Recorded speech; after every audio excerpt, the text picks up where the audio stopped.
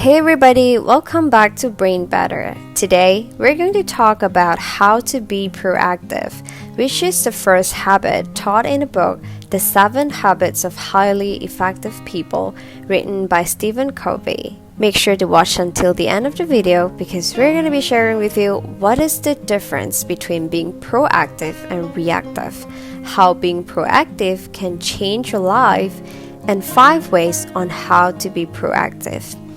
Also, if you find this video value-adding, make sure to subscribe to our channel so that we can continue to provide more values to you through our videos. Now, let's get straight into our topic today, how to be proactive. In life, there are so many things that are not within our control. We cannot control how other people think of us. We cannot control the weather. Well, at least not most of us. We cannot change our past. We cannot choose our family. We cannot change our upbringings. We cannot control getting old. We cannot control change. It's inevitable.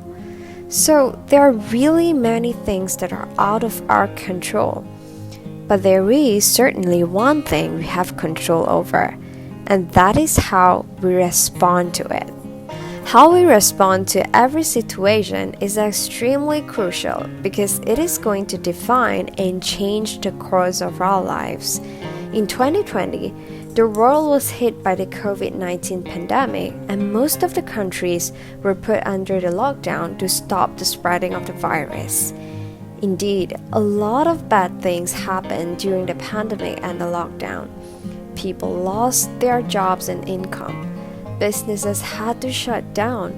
Companies went into bankruptcy. Young children got addicted to online games and etc. However, there were also many amazing and historical events happening during the lockdown. Many people actually became billionaires. Many businesses and companies doubled or tripled their earnings. Some people even took up a new course and learned a new skill. Taylor Swift released a 16-track album. Raya and the Last Dragon became the first ever Disney movie made at home. Yes, history was made during the lockdown when the whole situation seemed so hopeless and depressing. But how did these people do it? How did they become better and more successful when everyone else was struggling? Yes, the answer is they are proactive. So how to be proactive? Keep watching and we'll share with you the 5 ways how we can be proactive and not reactive. Number 1, take responsibility for your life. One of the biggest differences between proactive and reactive people is their source of driving force. For reactive people, a major part of their lives are dictated by external circumstances. Their mood, their behavior, and their performance are very much dependent on external factors. If the weather is bad, they feel bad. If a person unintentionally says something that hurts their feelings, it ruins their whole day. They're pretty much held captive by the whole external circumstances. Instead of taking charge of their lives, they are letting the external factors take ownership and manipulate their lives. Proactive people, on the other hand, take full responsibility for their behaviors, actions, and decisions. They are driven by their values instead of the ever-changing external circumstances. They acknowledge that it's their responsibility to make things happen. They are the product of their own choices and decisions. They can't control the stimulus, but they can control their response. Eleanor Roosevelt, the former First Lady of the United States, once said, "No one can hurt you without your consent." Indeed, no one, not even the devil, has a say on our lives, our emotions, or our behavior. The external circumstances will not be able to rattle us unless we let them. This is our lives. Don't let anyone take it away from us. Number 2, turn every mistake into a learning opportunity. The second difference between proactive and reactive people is how they handle their mistakes and failures. Reactive people always complain and blame others. They would do everything they can to deny their mistakes or put the blame on someone else. John Wooden, a former American basketball coach and player, once said, "You aren't a failure until you start to blame." Indeed, nobody is perfect. We're all human. We all make mistakes. We all fail at times, but we haven't exactly failed when we make mistakes. The moment that we truly fail is when we start blaming others. The moment we start to blame is the exact moment we deny our mistakes, and we can never learn from our mistakes if we didn't make one in the first place. Therefore, for reactive people, the more mistakes they make, the more they try to cover up for themselves, and in the end, they learn nothing at all. Well, does that mean proactive people never make mistakes? Of course not. But the biggest difference is when proactive people fail, they make sure they fail productively. Instead of denying their mistake or blame shifting, they acknowledge it and they learn from it. They turn every mistake into teachable moments. Therefore, the more they fail, the more they learn and the wiser they become. Number 3, look forward. Most of the time, reactive people are held captive by uncontrollable external factors. They often blame their past. They blame their upbringings. They blame most of the things they have no control over. They often spend too much energy and effort at the wrong place instead of working towards the right direction. Stephen Covey illustrated this using an example of a person who got bitten by a poisonous snake. Instead of getting his wound taken care of immediately, this person went ahead to chase after the snake.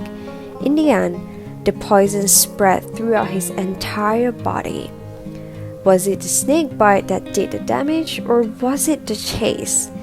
Yes, the snake did bite him, but that's out of his control. What's within his control was taking care of the wound to prevent the poison from spreading. It wasn't the snake bite that did the serious damage. It was the chase. Spend your energy and effort at the right place. Don't waste time on things you have no control over. Shift your focus to the future and look forward.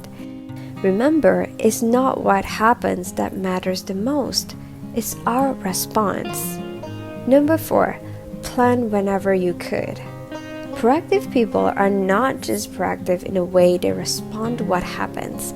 They are proactive even in planning for their response to deal with what happens. Proactive people don't just plan ahead. They plan for all sorts of possibilities.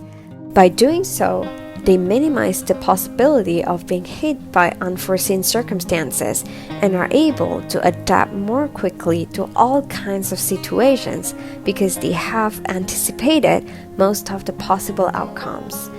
They are well prepared.